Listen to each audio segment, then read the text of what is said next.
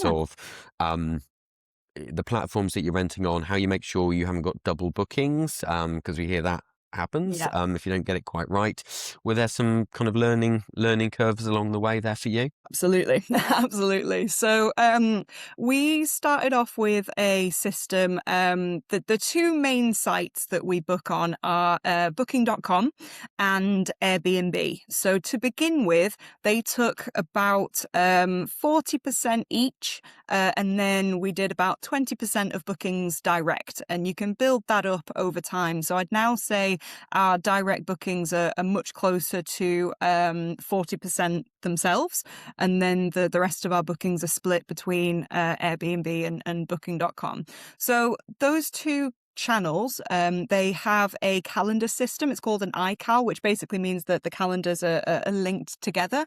So if a booking comes in on one of them, it blocks the dates out on the other calendar automatically. And then if we want to put direct bookings in, then we just manually block the dates when we take a booking. So that was the system that we ran with for the first couple of years. We then started to look into other programs, other pieces of software for kind of thinking about growing and scaling the business. So there's other software called channel managers, and channel managers essentially do a similar job, but they can get your listing out on multiple different calendar sites and link the calendars on all of them. So you might be on Airbnb, Booking.com, Expedia. You might be on some of the more like specialist sites for contractors as well, like Silver Door and a few others like that. So the channel manager will deal with all of those calendars and make sure that the bookings are blocked out, and they'll also deal with all of your automated messages as well. And we've gone through many different systems trying to get this to be perfected. But the best way is to use the channel managers or use the agents to send out your information automatically. So again, you're not having to manually type an email out when the guest books to give them like the access code and information about the area.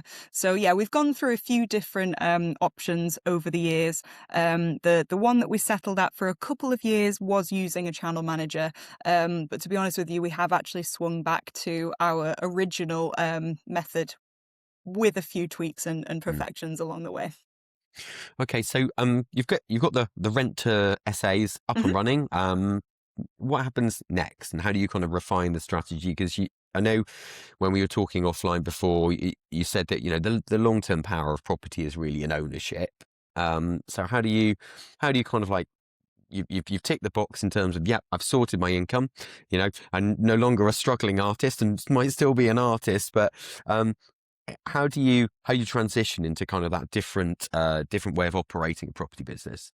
Yeah, absolutely. So I knew very early on that I wanted my cash flow to increase, obviously, so that I could do property a bit more like full time. So that's where the essays or the rent to essays really helped to give me that early cash flow. And after probably about 5 or 6 months, I had a consistent income of £5,000 a month coming in from those rent to essays. So again, that really freed up my time to go, right, what is the long term business and the long term growth? And exactly as you say, Anne, I wanted that long term equity growth that comes from actually owning the asset. Because rent to SA is great for cash flow, but you don't own the property at the end of the day. That still belongs to the landlord. So yeah, I wanted to develop the portfolio to be a combination of still getting more of the serviced accommodations, but also bringing in a strategy which I love, which is holiday lets. Now for me, holiday lets are larger properties. So the smallest we have is a Sleeps 10. The largest at the moment is a Sleeps 19. So they're physically bigger properties. But we target these specifically to family groups. So multi-generational families that are all going away on holiday together. And that's our bread and butter market for these larger properties. And that portfolio began with a property called Squirrel Lodge. That was my first holiday let that I bought about 8 or so months after getting started in property. I got the keys to that one. So we probably completed, I want to say 8 months after getting really started in property as a whole, and then grew the portfolio of holiday lets from there. You don't need to be an expert. You just need the right guidance. ypm.plus.